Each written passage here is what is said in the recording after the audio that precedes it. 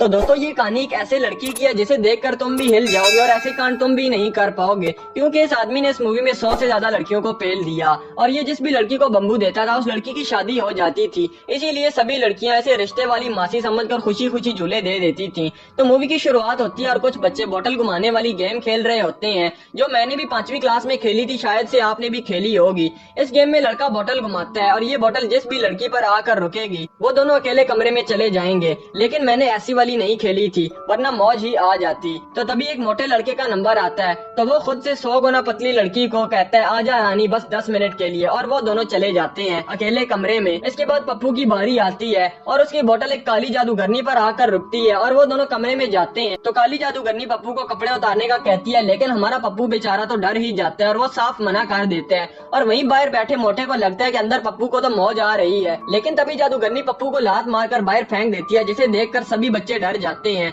और वो जादूगरनी पप्पू को शराब देती है, आज से तू जिस भी लड़की के साथ पलंग तोड़ेगा वो तुझे छोड़कर चली जाएगी ठेंगा दिखाकर। और हमारे पप्पू के बाल उखाड़ कर चली जाती है, जहाँ पप्पू बेचारा बहुत डर जाता है। और अगले सीन में हम देखते हैं कि पप्पू और जप्पू दोनों बड़े हो गए थे और जप्पू वही है मोटा जो मौज ले रहा था, और अब ये दोनों डॉक्टर बन चुके थे दांतों के, यानी डेंटिस्ट। इसके बाद वो दोनों एक शादी में जाते हैं जहाँ पर दुल्हन पप्पू को थैंक यू कहती है, क्योंकि पप्पू की वजह से ही उसकी शादी हुई है।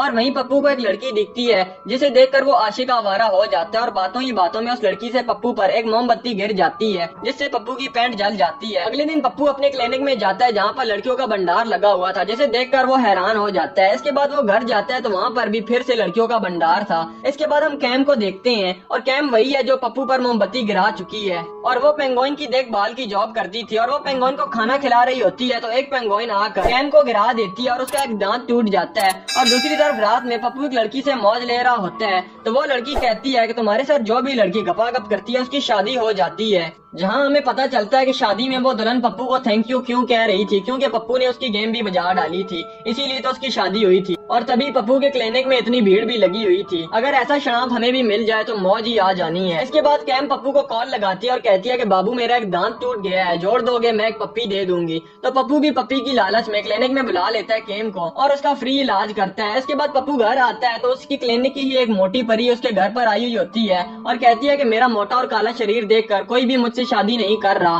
तुम मुझे बजा डालो ताकि मुझे भी मेरा सच्चा आशिक मिल जाए। ये सुनकर पप्पू भी घबरा जाता है। इसके बाद पप्पू और जप्पू मिलते हैं तो जप्पू कहता है यार तू जिस भी लड़की को मुर्गी बनाता है उसकी शादी हो जाती है, तो तू इस बात का फायदा उठा और खूब पैसे कमा ले। पहले तो पप्पू मना कर देता है, लेकिन जप्पू उसे कहता है कि यार जॉनी भैया को देख, उन्होंने कितनी लड़कियों की हेल्प की है, कभी ड्राइवर बनकर और कभी प्लम्बर बनकर, आज इसीलिए जॉनी भैया को दुनिया सलामी ठोकती है। ये सुनकर पप्पू भी पप्पू भैया बन जाता है और अगले दिन क्लिनिक जाकर सब लड़कियों से पैसे लेकर उन पर अपनी रेलगाड़ी चढ़ा देता है। लेकिन पप्पू की रेलगाड़ी कभी बेड पर और कभी बालकनी पर चलती है, यहाँ तक कि पप्पू भैया ने पुलिस को भी नहीं छोड़ा, बस एक रूल अपनाया, मौज लो और रोज लो।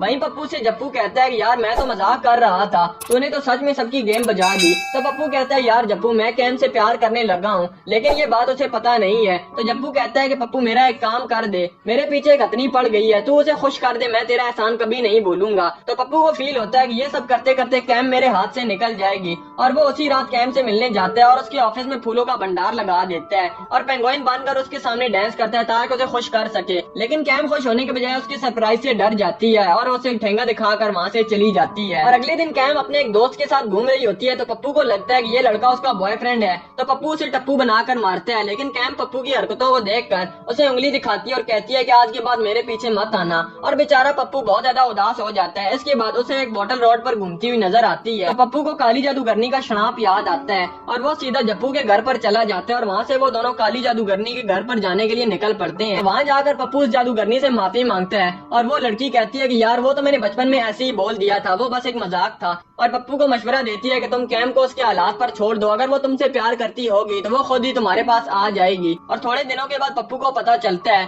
कि कैम हमेशा के लिए मुल्क छोड़कर जा रही है, तो पप्पू पूरी जी जान लगा देते हैं एयरपोर्ट पर कैम से मिलने के लिए। और जब वो उससे मिलते हैं और कैम से कहता है कि मैं तुमसे बहुत ज्यादा प्यार करता हूँ, और कैम भी कहती है कि हाँ बाबू मैं भी तुम्हारे साथ आशिकी 3 बनाना चाहती हूँ, और वो दोनों किस करते हैं और पप्पू को अपना सच्चा प्यार मिल जाता है। और अब वो दोनों पेंगुइन्स के पास खड़े हुए होते हैं तो काली जादूगरनी अपना जादू वाला बॉक्स निकालती है और उसमें से पप्पू की डॉल निकाल कर पिन निकाल देती है उसमें, यानी उसने अपना शराब वापस ले लिया था। और यहीं पर इस मूवी का एंड हो जाता है। और भी एक्सप्लेन वीडियोस देखने के लिए इस चैनल को विजिट और सब्सक्राइब करो।